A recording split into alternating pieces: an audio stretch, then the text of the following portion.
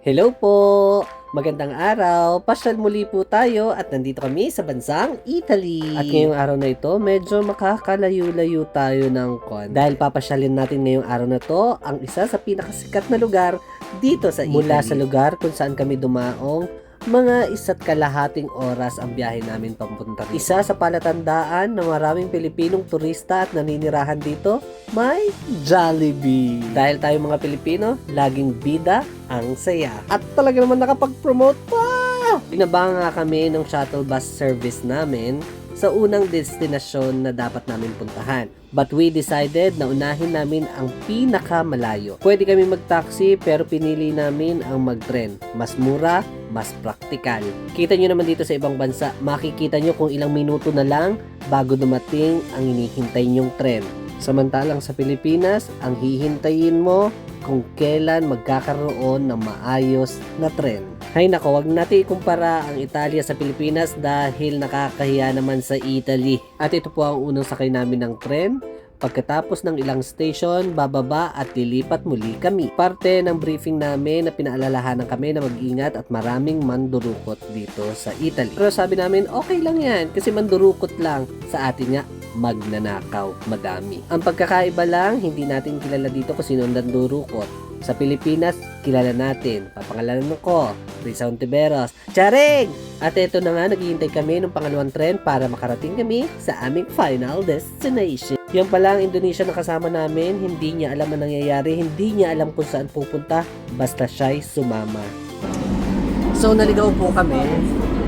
Anyway, dito naman kami nag-high school, kaya alam namin ang pasikot-sikot dito.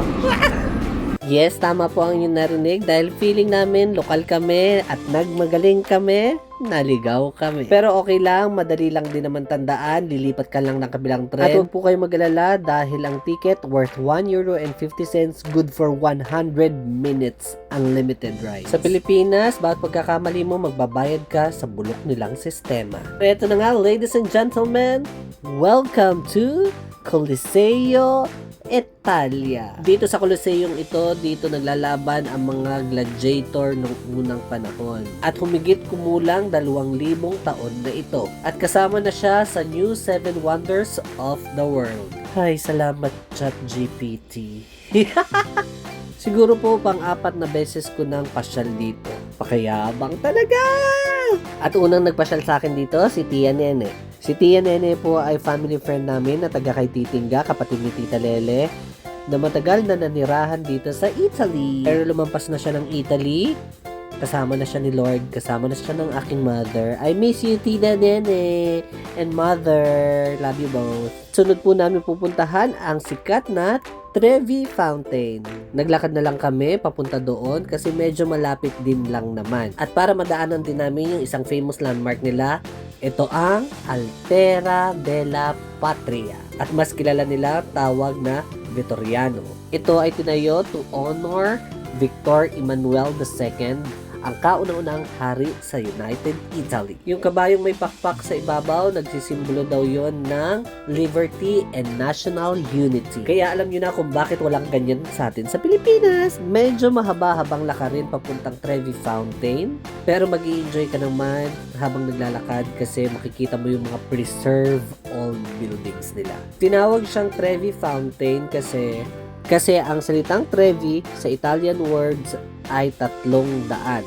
3 roads. Kasi 3 kalye ang pwede mong daanan dito para makarating ka sa fountain na ito. At pinaniniwalaan nila na dapat magtatapon ka ng coins dito habang nakatalikod ka sa fountain. Gamit ang kanang kamay pahagis sa kaliwang balikat. At pinaniniwalaan nila na pag isang coin lang ang hinagis mo, ibig sabihin nun, makakabalik ka sa Italy.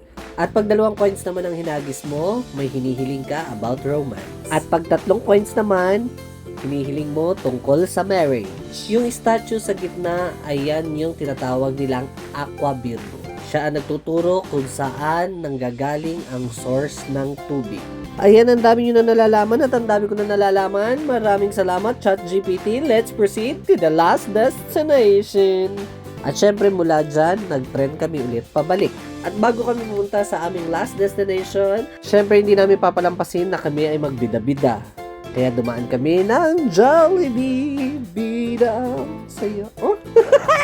Super sarap. So pagkatapos po niyan, pumunta na kami sa aming last destination at ito ang Vatican. Welcome to St. Peter's Basilica. At syempre, alam nyo ng lahat na dito nakatira ang ating Santo Papa at dito nagaganap ang banal na misa para sa mga Katoliko. At dito din nagaganap ang botohan para magkaroon ng bagong Santo Papa. Kahit ilang beses ako makarating dito, bawat pagpasok mo, hindi naaalis yung kilabot ko.